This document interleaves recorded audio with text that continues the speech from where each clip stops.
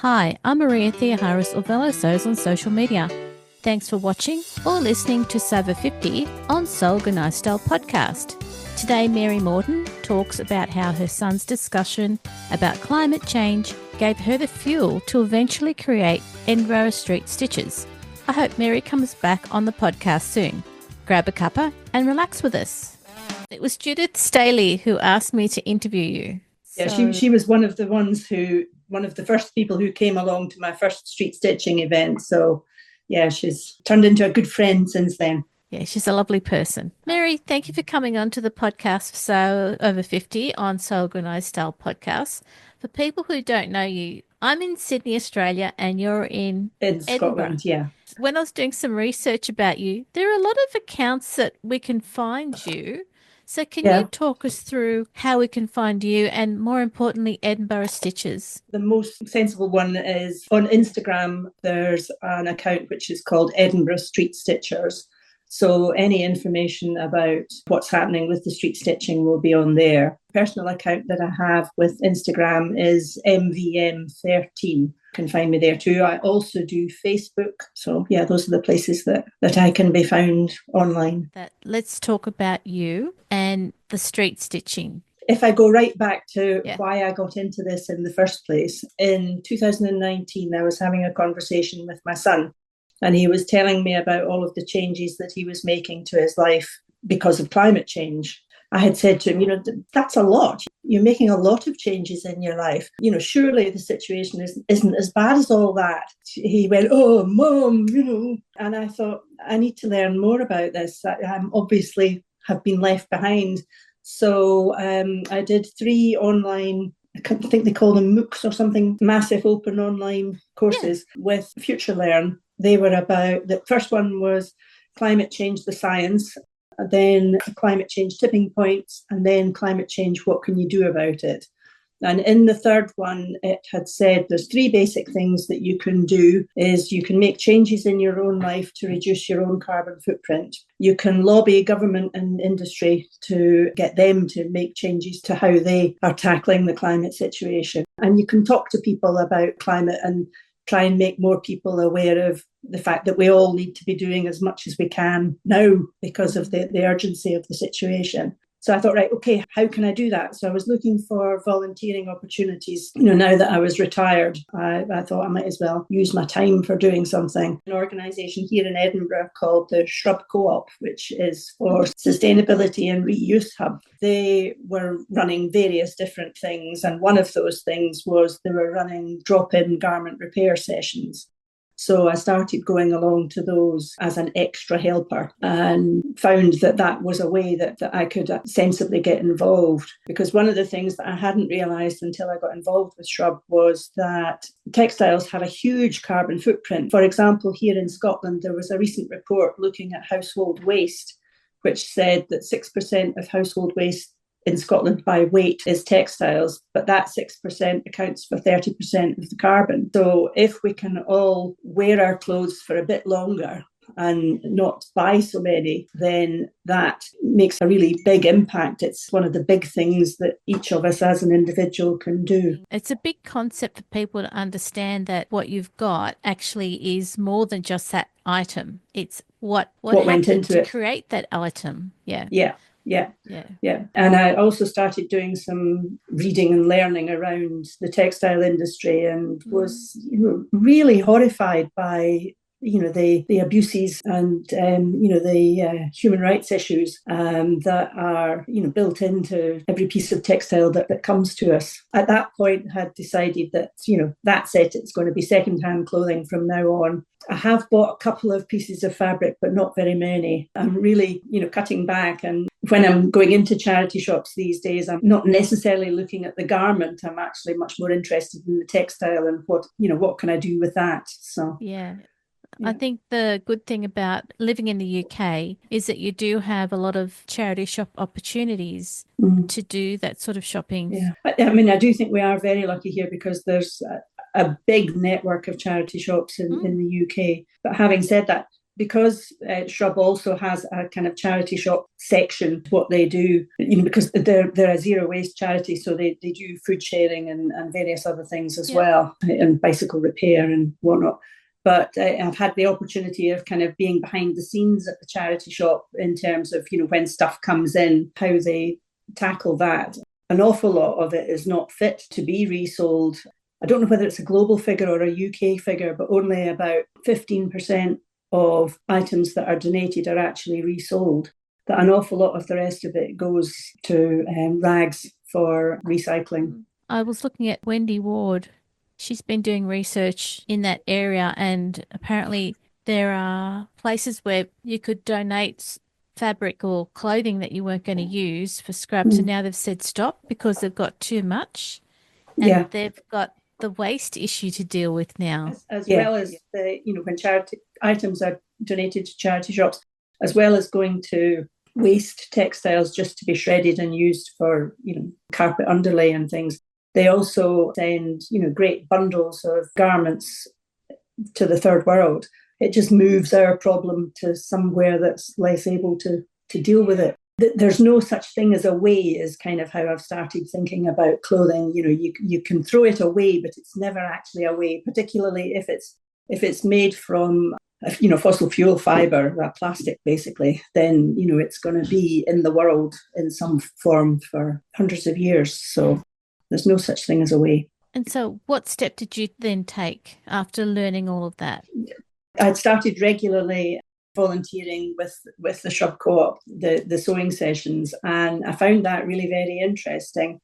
When people came in with a garment that needed repairing, because I'd been repairing things all my life, I didn't find that too difficult. But if people came in and said, I cannot sew at all, teach me from the very beginning, I was a bit sort of flummoxed and thought, how on earth will I go about that? But luckily I came across a website which is called repairwhatyouwear.com, and it was set up by Ros Studd and Ellie up in Aberdeen, which is also in Scotland.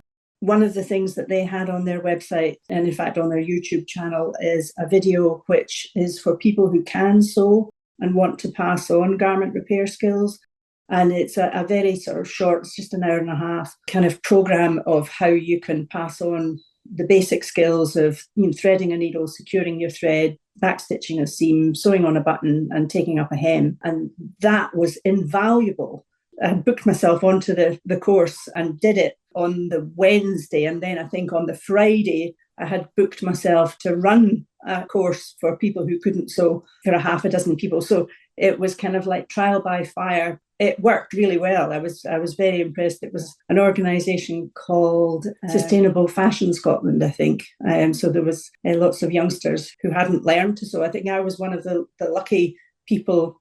I think our generation learned how to sew at school. It was part of our education. Whereas I think these days, there's certainly been a big gap. It might be coming back now, but there's been a big gap where people actually haven't learned any sewing skills.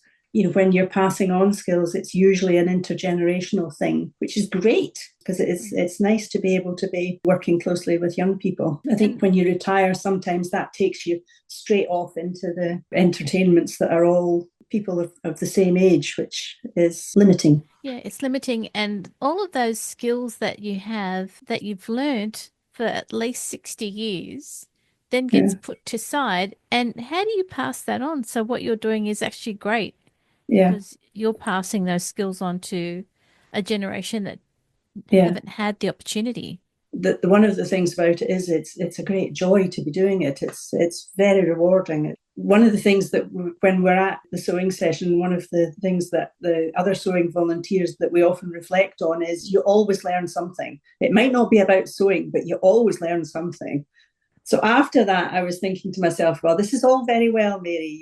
You're passing on sewing skills, but you're passing them on to the people who are coming along to sewing sessions that are run by a zero waste charity. So they've probably already twigged the climate situation. But is there an opportunity to, get out there, try to raise awareness with people who perhaps have not thought about climate or the future or whatever? And I came across something it was probably on Instagram, a lady called Suzi Warren. down in London had started a global street stitching movement. Her website is streetstitching.com. What she was doing was she was going out onto the streets with camping chairs, her and a few friends, a banner on the back of the chair that said, "Stitch it, don't ditch it," and engaging with passers-by. She was largely doing it outside, fast fashion outlet, in the high street or the shopping mall, or making people aware that actually mending things is something that you can do and it's not particularly difficult. And I thought, that sounds like a great idea. I'm going to go and join the Edinburgh group of that. Made some inquiries and discovered there wasn't one, and thought, oh, I'm going to have to set one up then. So I sent out some messages on various social media channels to different kind of groups that I thought might be interested, crafty sort of groups and sewing sort of groups, but also climate groups and climate people. And had organised 2022, April 2022 was when we started. Mm-hmm. And we had the first one on Castle Street in Edinburgh, which looks directly across at the castle. So it's very picturesque. Wow. It's near the main sort of shopping drag, but it's not right in the middle of it. What we found that about half a dozen people were there, and Judith was one of them. What we found was engaging with the public. If you're in a busy shopping area, they're all busy, they're on a mission, they're out there to shop, and they're scurrying about, and they didn't necessarily have that much time to stop and chat. And what I had thought that we would do, when I was setting it up, I had thought, right, rather than just a one-off now and again, I'll kind of commit to organising one a month between April and October, which are the months that you could conceivably sit outside quite comfortably in Edinburgh. And so, although I have to say that the one that we did on May of that year, the second one was, it was on Portobello Promenade, which is along the seafront. As I say, it was May, but it was absolutely freezing. It was really cold. But what we found was, with that kind of a venue, people were at their leisure. They were strolling. They had more time to chat, and they were they were approaching us and saying, what are you doing? Why are you sitting out here sewing? So after that, we decided really that parks and places like that were a better idea. So we've done Princess Street Gardens, and here in Edinburgh, there's a large area which is called the Meadows, and which is a big kind of park area. And we've been there quite a lot. There's a very nice little cafe, so we plant ourselves outside that. And it's an intersection of various paths, so there's lots of people passing. We've been there a few times as well. And instead of doing exactly what Suzi was doing, which is just interacting with the public and talking to them about climate and textiles, we had decided that we wanted to add into that and try and pass on garment repair skills while we were out there. And some of the other people who are part of Edinburgh Street Stitchers are also volunteers in various places that pass on skills, like Judith, for example. She works at the Remakery with their repair sessions. So what we had tried to do was, every time we were advertising that we were going out, we advertised that people could bring a garment if they wanted to learn how to repair it, that we would show them how they could repair their own garment.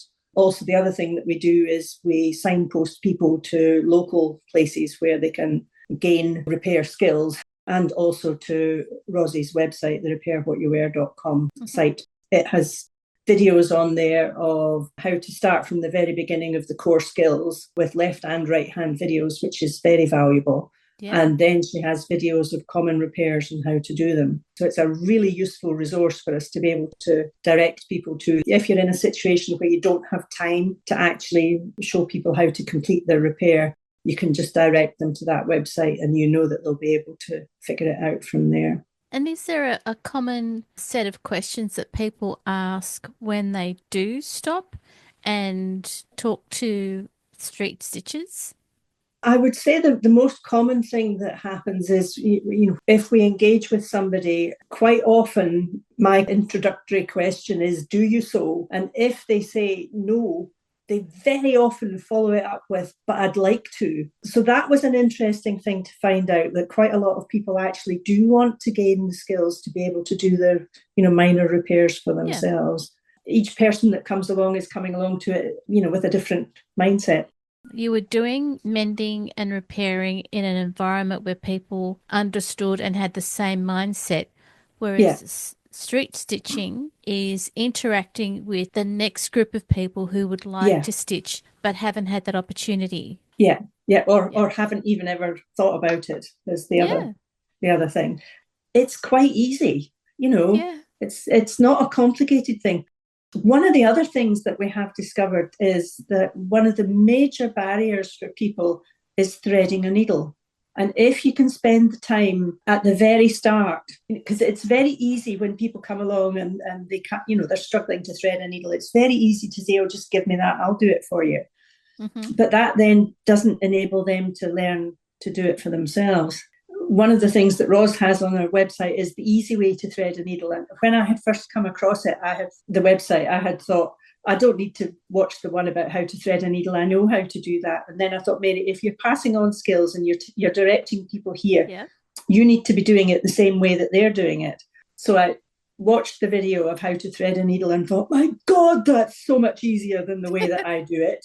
So I now say to people, if you would like to see the easy way to thread a needle and direct them to Roz, that's interesting as well, because quite a lot of the people that we engage with, and they say, oh, yes, I do so.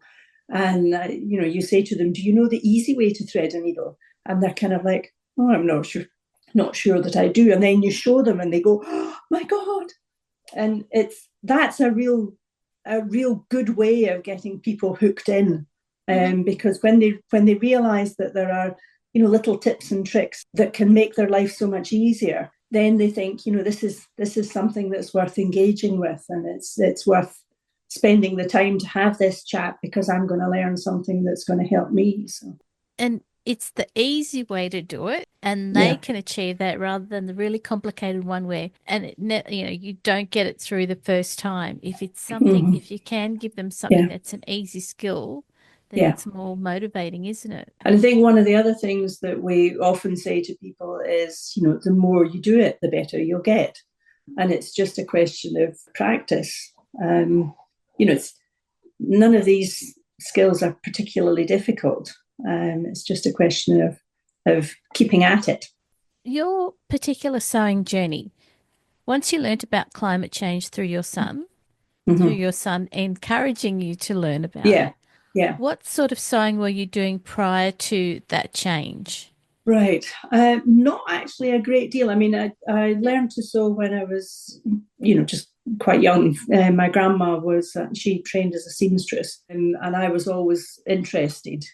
As a teenager, I had been sewing garments, because in those days it was cheaper to make your own than it was to buy them. And also it was an opportunity to express your individuality. You weren't the same as everybody else. That, there seemed to be relatively few boutiques around in those days. So when you went to the school dances, there was a very good chance you were going to be wearing the same dress as somebody else. I really didn't like that. No. So started at that point making my own. And I suppose throughout my life, I've always done a bit of dressmaking, not an awful lot, but a bit, and mending, obviously. I think when I retired, I hadn't specifically, had I done much? I'm not sure that I had done very much more sewing than previously, but it was always something that I enjoyed doing. I enjoy the challenge of figuring out what I want to do, and then, figuring out by trial and error how to go about it. And I think one of the great things these days is having the internet, because, if you don't know how to do it, you can soon enough find out. Yes. So that's quite good. But since discovering, my climate journey, I suppose the main thing that has changed for me has been the textiles that I use.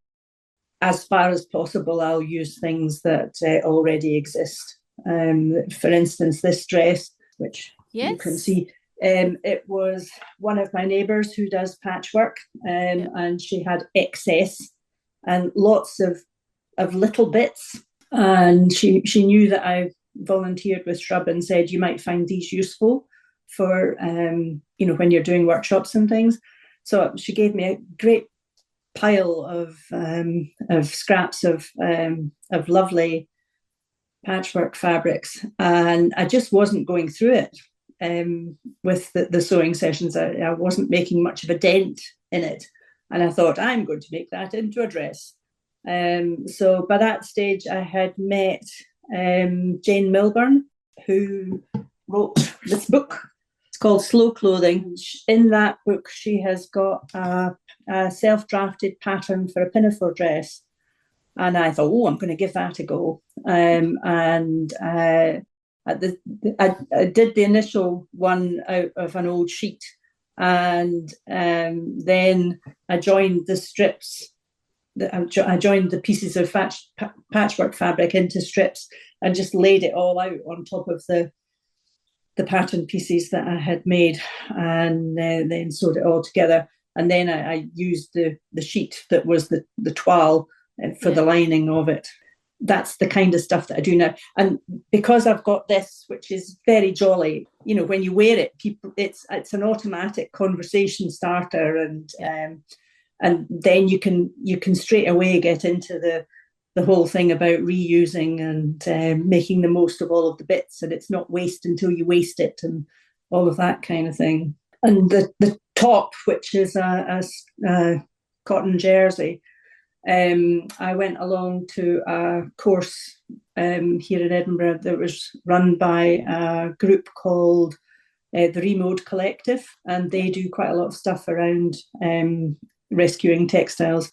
And I had wanted to learn how to use an overlocker. So this was a make a garment with an overlocker out of waste textiles, and the pattern for this is called Esme. So you've got the Esme top on, and my Christine pinafore named after my neighbour. Oh, so. Lovely. Yeah.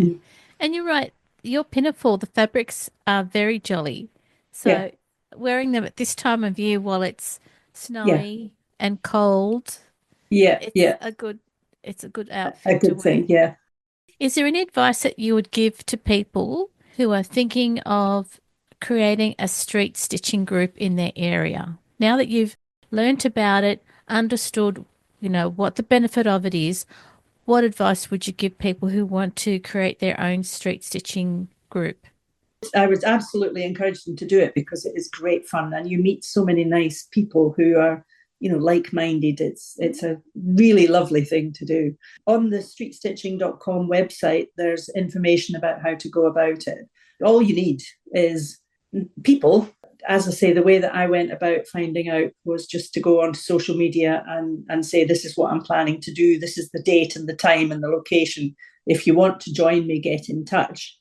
And then everybody that got in touch, add them to a WhatsApp group. The other thing that I did quite early on was make some spare banners, so that people who wanted to come along and see if it might suit them, but they didn't want to commit to making a banner before they did that. And then that way I can lend a banner to people. And quite a few of my spare banners are just basically a shirt with the banner on the wording on the back. And then they can just pop that round the back of the chair, or even wear it. I think one of the things that we haven't particularly done, that I think that we're now starting to realise that we should be doing, or could be doing, is actually getting together socially outside of the street stitching. Because when you're doing the street stitching, sometimes it can be really quite busy with interacting with members of the public, and you don't get an awful lot of time to interact and bond as a team. And the other thing that I've done is I've got quite a few people on my list. I think there's about nearly 50 on my WhatsApp list at the moment. And what I do when I'm organising an event is I put the information out there on the WhatsApp group and just say to people, if you can join, then let me know and come along. And that works well. We don't expect, everybody to be there every time. That would be crazy. The other thing that I have discovered that's good is that quite often there are other events that are on that you can just piggyback onto. Like, for example, there's a climate festival and a canal festival and the Meadows Festival and, different things during the summer that are happening anyway. And you can quite easily just pitch up, and do your thing, so long as space isn't an issue. Mm-hmm. And the Shrub Co-op, the Zero Waste charity, they quite often have stalls at various different events. So we just tack on as part of their team. And, they'll say, can you bring some street stitchers to this event? And I'll go, yes, I'm sure I can. And all I need to do is send out a WhatsApp message and bingo, it happens. Thanks to the fantastic and wonderful people that join me, because, without them, I would just be some sad case sitting on a chair on my own in the city centre. So, yeah, if it wasn't for the fact that other people have joined me, it wouldn't have worked at all. So I'm very grateful to them for that. Yeah, it sounds like a very good group. And the idea of meeting outside of having a stitching session is going to be great when you actually do it, to become more cohesive and to share experiences together. Yeah. And the other thing that I do is I recommend Roz's video about how to pass on sewing skills, because I think a lot of people who can sew are not necessarily very confident in their abilities of passing on skills. But really, once you get started, it's not difficult. It's not rocket science.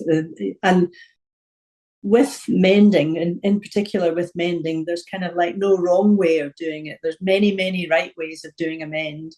There's no wrong way. So, yeah.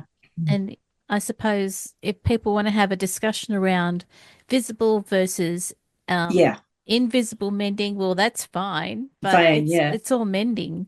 Yeah, yeah. And one of the other things that happens, any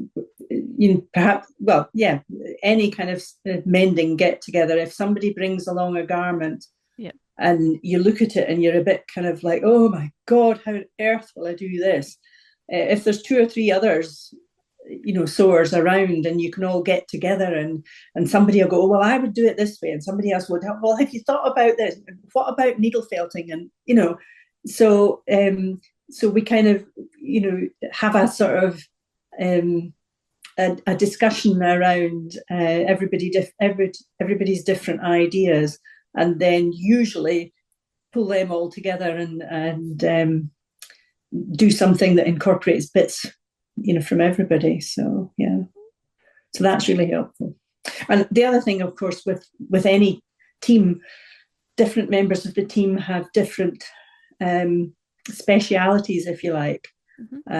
So, if somebody comes along to the street stitching and it's a particular kind of a mend, you can say, oh, well, the lady 3 down the line, she's particularly good at this kind of thing. You can go there. The other thing that we've started doing, rather than sitting in a line, we've tended more to kind of sit in a group, a kind of a circle with gaps, so that people can then, join in. That it's more inclusive and chatty and conversational. Yeah, if we use that kind of a setting. So we've deviated from the traditional street stitching way of doing things and finding our own way. Roz from Repair What You Wear, she sometimes runs live classes rather than just the videos. So it's worth keeping an eye open to see if she's doing any classes for training up people who can sew to pass on skills. Because it's always better, I think, learning in an environment where you have the opportunity to ask questions. So, but the video is really excellent to have as a standby and to be able to direct people to as a learning resource. Yeah. And one of the things that I didn't mention was I had been initially concerned about how complicated it might be to get permission to street stitch. And I think the whole idea is, if you go somewhere that's public property, that's just part of the street, you don't need permission. You just go and do it, as long as you're not being a nuisance and blocking a thoroughfare or that kind of thing, you can just go and do it. The only one time when we were approached by some sort of authority to say, what are you doing and why are you doing it here? The answer of, we only usually do an hour and a half. So, we had said, explained what we were doing and said, we're only going to be here for another half hour. And they were kind of, that's fine then, So, there isn't really very much in the way of organisation involved in it other than deciding when you're going to do it and sending out the information. And I suppose, if you have a group and you want to be part of or go to a festival, I suppose you would just give them a call and just check.